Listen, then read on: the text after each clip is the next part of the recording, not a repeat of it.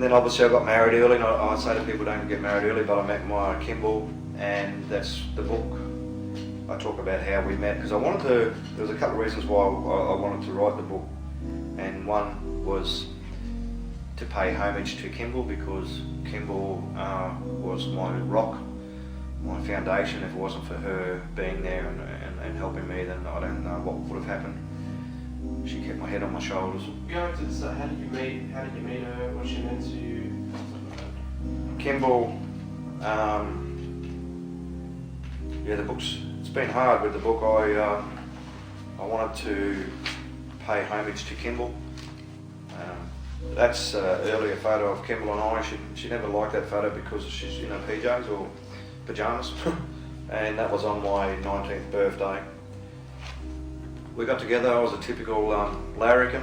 I had a girlfriend at the time, and Dave, who's in the book's brother, used to work, and I've mentioned him in the book and I've just forgotten his name at the time being, but he worked at a bakery shop, and as the book flows I get to meet Kymble, and straight away there was just something that attracted me too. I don't know whether it's a sense of, it's just instantaneous. It was something I can't describe, and I suppose that's what people call instant attraction or soulmates or whatever, but I knew there was a linking between her and me, and that's a bit like the book. I always knew I wanted to write it, so I asked her out while I had my girlfriend there, and she obviously gave me a cold shoulder and I knew she was going to be a hard girl to get hold of, especially me, long haired, loud, 17, 18, I had a chick on my shoulder as it was, and I was just a womaniser. I used to, like any young teenager, boy or girl, you sort of notch up the numbers just to, I've been out with so-and-so, I've been out with so-and-so. It's just a thing you do as teenagers, not all teenagers, but that was just me, experimental stage. And eventually I got to ask her out, and we hit it off, and she's a great woman, and my backbone, and she fell pregnant early, and I'd done the right thing. When she told me, I could have knocked me over with a feather, because I wasn't expecting childhood. I was only a kid myself at the age of 18 or 19, and then when she told me that she was pregnant, you could have knocked me over with a feather. But I knew I've never been one to give up my responsibility, so I said, well, come hell or high water, I'm going to stick by you. And I did that. And the biggest thing that always ate away at me is that we never got married properly. I wanted to honour Kymble the way I thought she deserved to be honoured. And it always affects me because it ate away at me like cancer. Because I felt that I let her down. And it's always a hard one talking about her. Where is she now? She's in Perth.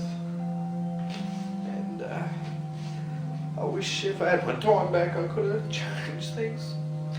Because I only wanted to get married once and have 2 kids, but never worked out that way, She was a great woman, and is a great woman, and she never asked for anything.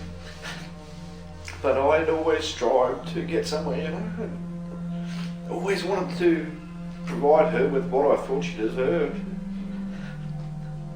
And it was hard because of where I came from, And I worked 2 jobs. I worked in the army, I drove taxis, and she was my backbone. So it's always a bit of a hot topic with her, because now that I'm a grown man, I'm 40, and I've got another partner, I'm engaged, and it's been hard on her, and we've got a little baby. Still the thing cuts deep, because I didn't get married in the church with her, and I didn't stay with her. So that eats away at me every day, and that's why I try and describe it in the book, that it's also a love story, because she's my soulmate. And people say, soulmates. Well, soulmates are someone that doesn't matter where I've been, I've thought about her every single day, and it's not fair on my partner, but I can't help that, it's just in my blood. Half of my heart belongs to her. So even though I've tried to move on and stuff, it's pretty hard. But I've always thought, that's why I strive so hard, because I thought, one day when something happened, or I win lotto or something, I go and pick her up on a chariot with silver horses and whisker. I know it's all fantasy, but so here I am. I've made myself what I want it to be, but I'm not sure what that is yet. And Kymble always said to me, she didn't want any material things, but coming from my environment to living with her, it was hard because, you know, I wanted to give her all the good things.